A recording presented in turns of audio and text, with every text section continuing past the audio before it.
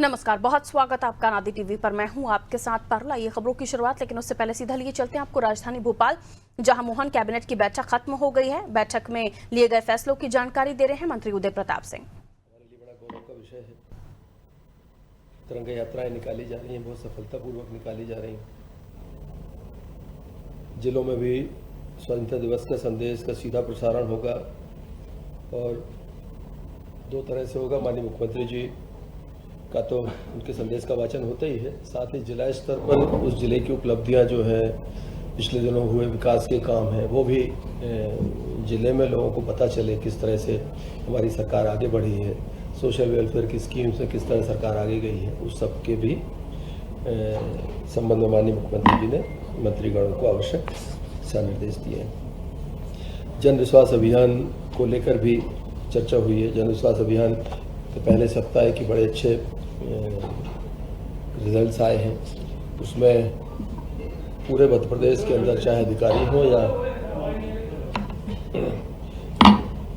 मध्य प्रदेश में जन अभियान, हमारा जो जन विश्वास अभियान है, इसके शुक्रवार के दिन की जो रिपोर्टिंग है पूरे प्रदेश में, चाहे शासकीय स्तर अधिकारियों की हो या राजनेताओं की हो, बहुत ही बढ़िया इसके परिणाम निकल के आ रहे हैं। मुझे लगता है कि आगामी समयों में जो स्थानीय स्तर की छोटी छोटी समस्याएं रहती हैं, उनके निराकरण के लिए और सरकार से सीधे संवाद के लिए एक बड़ी महत्वपूर्ण हमारी ये एक माननीय मुख्यमंत्री जी के मार्गदर्शन में एक कोशिश है सरकार की। होम स्टे का भी विशेष रूप से उन्होंने उल्लेख किया है कि मध्य प्रदेश पर्यटन बोर्ड टाटा स्ट्राइक के मध्य 2 वर्ष की अवधि के लिए जो निष्पादित किया गया, इसमें होम स्टे इकोसिस्टम में लगभग 1000 हितग्राहियों को कौशल प्रशिक्षण देने की बात भी हमारी सरकार ने करी है और 1000 वो लोग जिनके अपने मकान हैं और होम स्टे के रूप में वो व्यवसाय कर सकते हैं। ये खुद के व्यवसाय के लिए एक अच्छी परियोजना है जो मध्य प्रदेश में इसको आगे बढ़ाने का काम हो रहा है। 14 तारीख में विभाजन की विभीषिका स्मृति दिवस के रूप में भी कार्यक्रम होंगे। जिला स्तर और संभाग स्तर पर शांति मार्च, मौन जुलूस आदि निकाले जाएंगे। मुझे बताते हुए बड़ी खुशी है कि माननीय मुख्यमंत्री जी ने पुलिस विभाग में जो हमारी सरकार ने किया है कि 58 संवर्गों में 27,534 पुलिस अधिकारी और कर्मचारी पदोन्नत हुए। मुझे लगता है एक साथ पुलिस डिपार्टमेंट में इतने प्रमोशन से पहली बार हुए और इसके कारण हमारा जो स्पेस बनेगा भर्तियों के लिए वो सबसे महत्वपूर्ण है। प्रमोशन के कारण भर्तियाँ अटकी हुई थी, प्रमोशन होने से भर्तियों का रास्ता खुलेगा।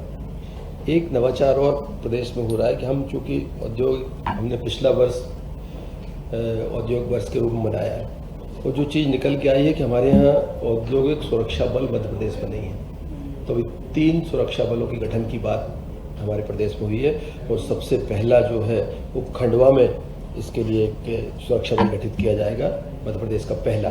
लेकिन इसको बाद में पुलिस बटालियन बनेगी नई और उस पुलिस बटालियन के बनने से एक तो जॉब भी क्रिएट होंगे, साथ ही औद्योगिक क्षेत्रों में जो असुरक्षा का एक माहौल रहता है उससे भी एक निजात मिलेगी। बलराम कृषि महोत्सव धूमधाम से पूरे प्रदेश में मन रहा है। 15 जुलाई से अब तक लगभग 13 आयोजन हो चुके हैं। आज 14वां आयोजन माननीय मुख्यमंत्री जी करने वाले हैं और स्वाभाविक रूप से जो कृषि कल्याण वर्ष है तो इसमें हर हाल में किसान को 10 घंटे बिजली मिले खेती के उपयोग के लिए, इस बात के लिए सरकार प्रतिबद्ध है। और कृषि कल्याण वर्ष में दुग्ध उत्पादन, हमारा जो वाइट रेवोल्यूशन है जिसे कहते हैं, उसमें बहुत मध्य प्रदेश में बहुत स्कोप है। अभी सांची ब्रांड का जो हमारा उसके ब्रांड के आधार पर हम ये कह सकते हैं कि अभी हमारा उत्पादन लगभग 12% है दूध का। इसे हम 20% लक्ष्य पर ले जाने के लिए कटिबद्ध हैं और जिस पर विभाग भी काम कर रहा है। ब्रिक्स का एक महत्वपूर्ण आयोजन हुआ और माननीय प्रधानमंत्री जी के नेतृत्व तो पहले G20 बैठकों और अब ब्रिक्स की बैठकों के माध्यम से भारत की अंतर्राष्ट्रीय पहचान उज्जवल हुई है।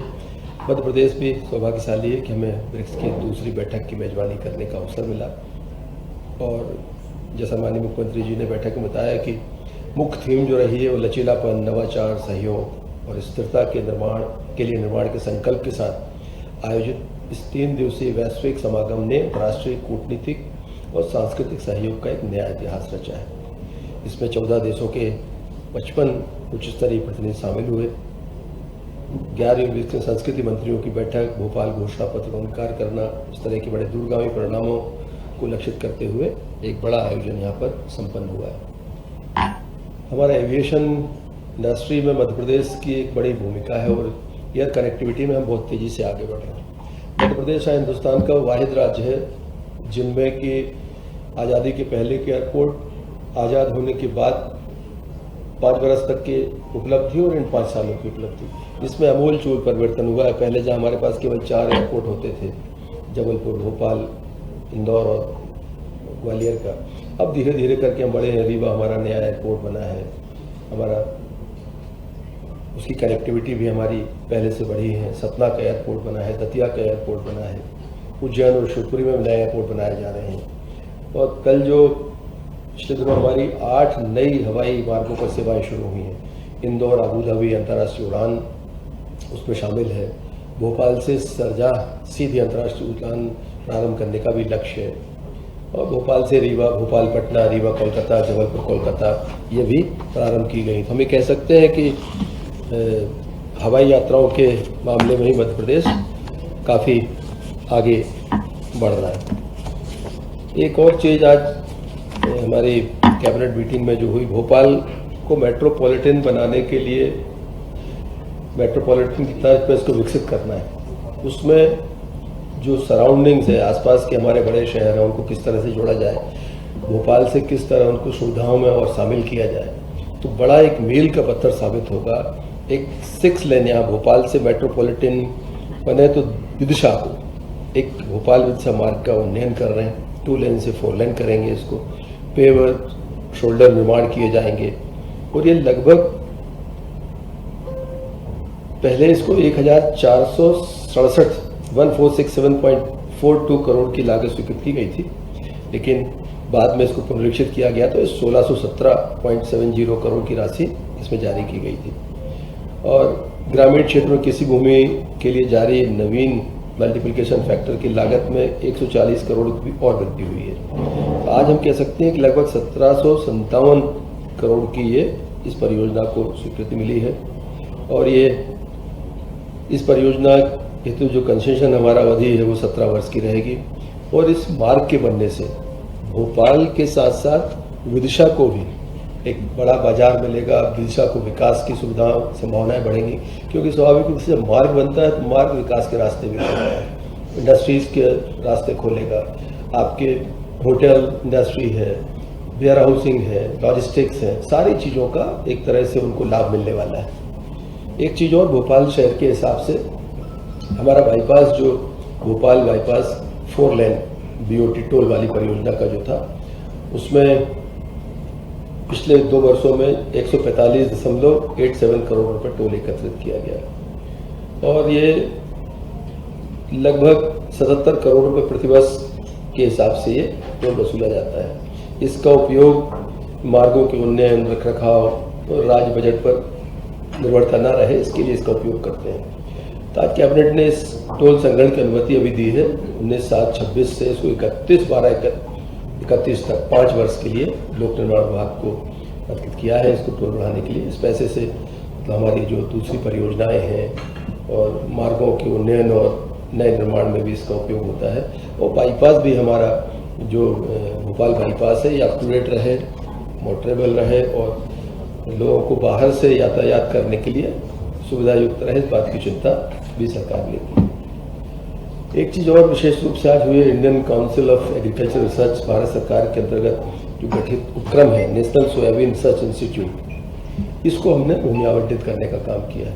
ये 2 तरह से लाभकारी होगी। एक तो हमारा पिछला वर्ष औद्योगिक वर्ष था, इस साल हम कृषि कल्याण वर्ष मना रहे हैं, तो सोयाबीन के ऊपर रिसर्च के लिए कोई इंडस्ट्री लगेगी तो एक इंडस्ट्री से जॉब भी क्रिएट होंगे और खासकर किसानों के लिए कि सोयाबीन उत्पादक किसान हैं उनको रिसर्च के माध्यम से फ़ायदा भी होगा। किस तरह का बीज का इस्तेमाल करें, किस तरह से वो सोयाबीन में कीड़े आदि लगते हैं उससे निराकरण कैसे होगा। तो पूरा रिसर्च यूनिट हमारी जो इछावर में, भाऊखेड़ी इछावर में लगने वाली है, उसमें लगभग 20 हेक्टेयर भूमि स्थायी पट्टे पर आवंटित करी है और इसमें सरकार ने इसको इसका भूभाटक का भी निर्धारित किया था पहले, लेकिन सरकार ने चूंकि कृषि कल्याण वर्ष एक इंडस्ट्री हमारे यहाँ आएगी, एक रिसर्च इंस्टीट्यूट आएगा, इसके लिए सरकार ने इसको भूमि निःशुल्क देने का सरकार ने फैसला किया है।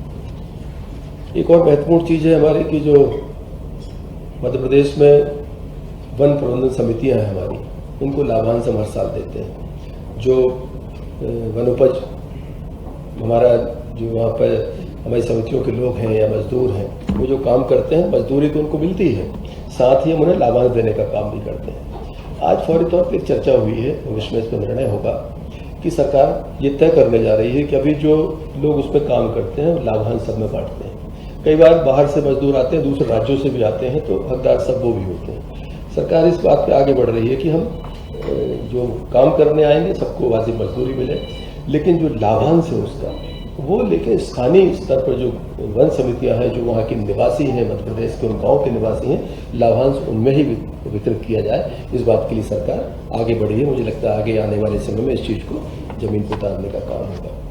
एक और महत्वपूर्ण चीज़ आपको जहन में होगा कि रानी दुर्गावती की स्मृति में हम लोगों ने एक कैबिनेट जबलपुर में की थी। उस समय माननीय मुख्यमंत्री जी ने घोषणा करी थी कि रानी दुर्गावती जी के नाम से चलने वाले पुरस्कारों को और रानी अवंतीबाई वीरता पुरस्कारों को थोड़ा सा इनको और व्यापक करने की आवश्यकता है। तो आज सरकार ने फैसला किया है कैबिनेट के माध्यम से कि जो विपरीत परिस्थितियों में संघर्ष करते समाज में काम करने वाली ऐसी महिलाओं को अब हम 2 लाख रुपए रानी दुर्गावती पुरस्कार के रूप में राशि देंगे इस साल से, और रानी अवंतीबाई वीरता पुरस्कार की राशि भी जो वर्तमान में 1 लाख है उसे भी बढ़ा